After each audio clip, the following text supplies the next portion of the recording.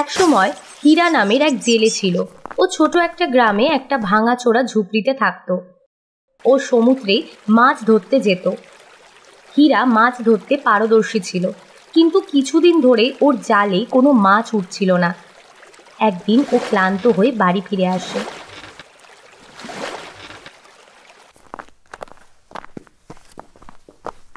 চলে এসেছো তুমি?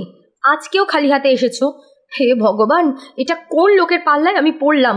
জানি না কবে সেই সৌভাগ্য হবে যেদিন তুমি অনেক অনেক মাছ ধরে সেগুলো বিক্রি করে অনেক টাকা আমার হাতে দেবে। আমি এই ভাঙাচোরা ঝুপড়িতে থাকতে থাকতে হাঁপিয়ে উঠেছি। যদি তুমি চাও আমি তোমার সাথে থাকি, তাহলে আমাকে অনেক টাকা এনে দাও। তুমি বলো না, আমি কি করব এখন?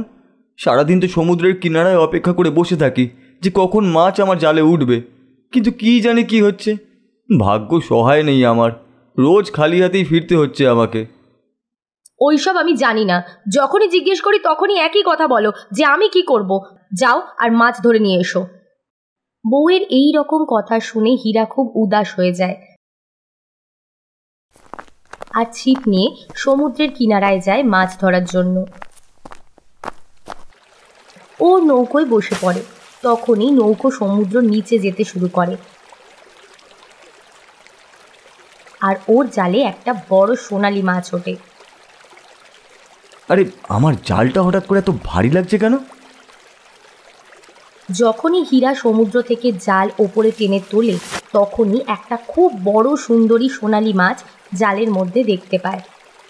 তখনই সোনালী মাছটা বলে, ছেড়ে দাও আমাকে হীরা, আমি জল থেকে বাইরে এলেই মরে যাব।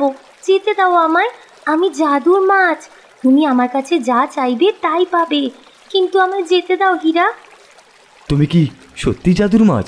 হ্যাঁ হীরা, অনেক দিন পর আমি মহল থেকে উপরে সমুদ্রে সাঁতার কাটার জন্য এসেছিলাম, আর এসে তোমার জালে আটকে পড়লাম। আমাকে ক্ষমা করে দাও সোনালী মাছ, আমি জানতাম না যে তুমি একটা জাদুর মাছ। আমি তোমাকে নিয়েই করবই বা কি। তুমি কোনো সাধারণ মাছও নও, তুমি বরং যেতে পারো। এরপর হীরা নিজের জাল থেকে সোনালী মাছকে মুক্ত করে দেয়।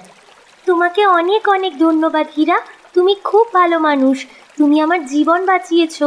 তোমার যখনই দরকার পড়বে তখনই তুমি এই সমুদ্রে এসে আমায় ডাকবে, আমি তখনই তোমার সামনে চলে আসব। এরপর সোনালী মাছ সমুদ্রে চলে যায়। হীরা আর সোনালী মাছের এই সমস্ত কথা ভোলা নামের একটা লোক গাছের পিছনে লুকিয়ে লুকিয়ে শুনছিল। তখনই ও হীরার বাড়ি যায়।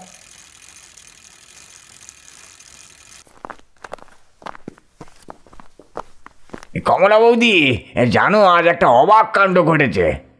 কি হয়েছে ভোলা দাদা, বলো শুনি। আজকে আবার কিছু ঘটেছে নাকি? আজকে হীরা দাদার জালে একটা জাদুর মাছ উঠেছিল, কিন্তু হীরা দাদা মাছটাকে এমনি এমনি ছেড়ে দিল। ও অনেক টাকা চাইতে পারতো মাছটার থেকে। ওর অন্তত তোমার কথাটা ভাবা উচিত ছিল বৌদি। ছাড়ো, বাদ দাও, আমার আর কি। আমি ভাবলাম তোমাকে কথাটা জানানো দরকার, তাই বললাম। কি বলছো ভোলা দাদা, জাদুর মাছ, তাও ওনার জালে? কি আর বলবো দাদা, ও তো এমনই বোকা। দাঁড়াও, আজকেই ওর মজা দেখাচ্ছি, আসুক। ঠিক আছে বৌদি, আমি তাহলে এখন আসছি, কেমন? এরপর ভোলা ওখান থেকে চলে যায়।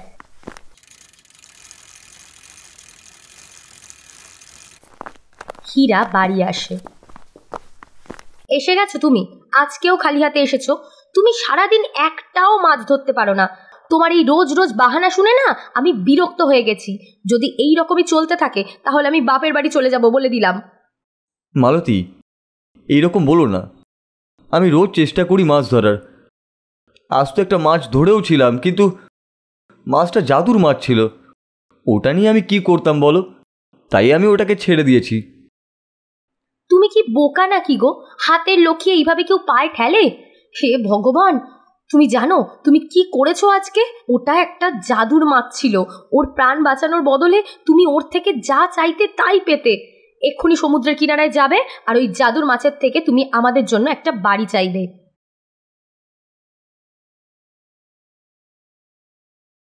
তখনই হীরা সমুদ্রের কিনারায় যায় আর খুব জোরে জোরে চেঁচাতে থাকে, এ সোনালী মাছ, তুমি যেখানেই আছো আমার সামনে এসো। তোমার প্রাণ বাঁচানোর বিনিময়ে আমার বউয়ের কিছু চাই। আমার সামনে এসো সোনালি মাছ। তখনই মাছ সমুদ্র থেকে উঠে আসে। বলো হীরা, কি ইচ্ছে তোমার বউয়ের? তুমি আমার প্রাণ বাঁচিয়েছো, তুমি যা চাইবে আমি তোমাকে তাই দেব, কিন্তু আমি শুধু তোমার 3টে ইচ্ছেই পূরণ করতে পারবো। তোমার 3য় ইচ্ছে তোমার বর্তমান হবে, তাই খুব সাবধান। এই সোনালি মাছ, আমি খুব গরিব। আমার কাছে থাকার মধ্যে শুধু একটা ভাঙাচোরা ঝুপড়ি রয়েছে, সেখানে আমার বউ এখন আর থাকতে পারছে না। আমার বউ চায় তুমি ওকে একটা বাড়ি বানিয়ে দাও, যেটাতে আমরা শান্তিমতো থাকতে পারবো। ঠিক আছে হীরা, তোমার বউয়ের এই ইচ্ছা পূরণ হবে। এরপর হীরা বাড়ি ফিরে যায়, গিয়ে দেখে যে ওর বউ খুব সুন্দর একটা বাড়ির মধ্যে রয়েছে। দেখো, আমি তোমাকে বলেছিলাম না, ওই জাদুর মাছ আমাদের অনেক কিছু দিতে পারবে। দেখো কি সুন্দর বাড়িটা, আমাদের এই ভাঙাচোরা ঘরের থেকে অনেক ভালো। এর মধ্যেকার প্রত্যেকটা জিনিস কত সুন্দর। ঠিক আছে, তোমার তাহলে ইচ্ছে পূরণ হয়েছে, কিন্তু ওই সোনালি জাদুর মাছ বলেছে যে সে তোমার আর 2টো ইচ্ছেই পূরণ করতে পারবে। তোমার 3য় ইচ্ছেই তোমার বর্তমান হবে। ঠিক আছে ঠিক আছে, মনে থাকবে। কিন্তু কিছুদিন পর এই বাড়িটা না আমার খুব ছোট বলে মনে হচ্ছে। তুমি ওই জাদুর মাছের কাছে যাও, আর ওর কাছে একটা বড় মহল চাও, যেখানে অনেক দাস দাসী আমার সেবা করার জন্য থাকবে। কিন্তু এই বাড়ি তো খুব সুন্দর, তুমি বড় মহল নিয়ে করবে কি? আমি কি তোমার কাছে চাইছি? আমি তো ওই জাদুর মাছের কাছে গিয়ে চাইতে বলছি তোমাকে। তুমি আমার এতটুকু খুশিও চোখে দেখতে পারো না। তুমি ভুল ভাবছো আমাকে। যা হচ্ছে আমার এগুলো একদমই ঠিক বলে মনে হচ্ছে না। আরে কিচ্ছু হবে না, তুমি এত ভেবো না তো। ওই জাদুর মাছের কাছে যাও। ঠিক আছে, যাচ্ছি।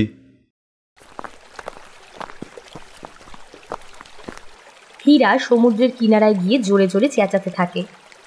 হে সোনালি মাছ, আমার সামনে এসো। আমি তোমার প্রাণ বাঁচিয়েছিলাম, আমার বউয়ের কিছু চাই, তুমি সামনে এসো। তখনই জাদুর মাছ সাঁতার কাটতে কাটতে হীরার সামনে আসে। বলো হীরা, তোমার বউয়ের কি ইচ্ছে? হে সোনালি মাছ, আমার বউয়ের একটা বড় মহল চাই, যার মধ্যে সব রকম সুযোগ সুবিধা থাকবে। আমার বউয়ের সেবা করার জন্য দাসদাসীও থাকবে। যাও, তোমার বউয়ের 2য় ইচ্ছেও আমি পূরণ করলাম। হীরা বাড়ি ফিরে আসে আর গিয়ে দেখে যে ওর বউ একটা বড় সুন্দর মহলে বসে আছে। ওর চারপাশে অনেক দাসদাসী রয়েছে, যারা ওর সেবা করছে। দেখো কত সুন্দর মহল এটা, এখানে কত চাকর বাকর রয়েছে, এখানে অনেক ঘরও রয়েছে, এই মহলে সব জিনিস আছে। মনে হচ্ছে আমি যেন কোনো স্বপ্ন দেখছি। সত্যি ওই মাছ খুব শক্তিশালী গো। হ্যাঁ সত্যি, এই মহল খুব সুন্দর। এই মহলে কোনো জিনিসেরই অভাব হবে না। তোমার এই ইচ্ছেও পূরণ হলো, এবার থেকে আমরা আনন্দেই থাকব। কিছুদিন পর শোনো, এই মহলে থেকে আমাদের কোনো লাভ হচ্ছে না। গ্রামে সব লোকেরা শুধু রাজার কথাই শোনে। তুমি জাদুর মাছের কাছে যাও আর ওকে বলো ও যেন আমাদের রাজা বানিয়ে দেয়। আমি এই গ্রামে সব থেকে শক্তিশালী হতে চাই। এটা তুমি ঠিক করছো না, কিন্তু আমি আর ওই জাদুর মাছের কাছে যাব না। আমাদের কাছে এত সুন্দর একটা মহল রয়েছে, এর মধ্যে দরকারি সমস্ত জিনিসই রয়েছে। আমাদের এটাতে খুশি থাকাই দরকার। দেখো, তুমি না বাজে কথা কম বলো। যদি তুমি না যাও তাহলে কিন্তু ভালো হবে না, বলে দিলাম। বউয়ের এই রকম কথা শুনে হীরা খুব উদাস হয়ে সোনালি মাছের কাছে যায়, খুব জোরে জোরে চেঁচাতে থাকে। হে সোনালি মাছ, সামনে এসো। আমি তোমার প্রাণ বাঁচিয়েছিলাম, তাই আমার বউয়ের কিছু ইচ্ছে রয়েছে। বলো হীরা, তোমার বউয়ের 3য় ইচ্ছে কি? তুমি আমার বউকে গ্রামের সবার থেকে শক্তিশালী করে দাও, ওকে গ্রামের রানী করে দাও। ঠিক আছে, তোমার বউয়ের 3য় ইচ্ছাও পূরণ হবে। হীরা বাড়ি ফেরে আর গিয়ে দেখে যে ওর বউ সেই পুরনো ঝুপড়িতে বসে বসে কাঁদছে আর ছেঁড়া শাড়ি পরে রয়েছে। আরে এটা কি হলো? আমাদের মহল তো সেই আগের পুরনো ঝুপড়ি হয়ে গেল। আমাদের কাছে যা অর্থ, দাস দাসী ছিল সব হঠাৎ করে গায়েব হয়ে গেল, আর আমরা আবার গরিব হয়ে গেলাম। ওই সোনালী মাছ আমাদের থেকে সব কিছু কেড়ে নিল। চুপ করো কমলা, এই সব কিছু তোমার লোভের জন্যই হয়েছে। তোমার জাদুর মাছের থেকে শুধু দুটো জিনিসই চাইতে হতো, তোমার শুধুমাত্র দুটো ইচ্ছেই পূরণ হতো। তৃতীয় ইচ্ছা তোমার বর্তমান ছিল। তুমি যা যা ওই সোনালি মাছের থেকে পেয়েছিলে সব হারিয়ে ফেলেছ। এখন দেখো, তোমার লোভের জন্য আমরা আবার এই ভাঙাচোরা ঝুপড়িতেই চলে এসেছি। আরে এটা আমি কি করে ফেললাম? নিজের লোভের জন্য আমি সব কিছু হারিয়ে ফেললাম। শিক্ষা: মানুষের ইচ্ছে কখনো শেষ হয় না। আমরা আমাদের পরিশ্রম আর সততা দিয়ে যা কিছু অর্জন করি সেটাতেই সন্তুষ্ট থাকা উচিত। বেশি লোভ সব সময় হতাশা নিয়ে আসে।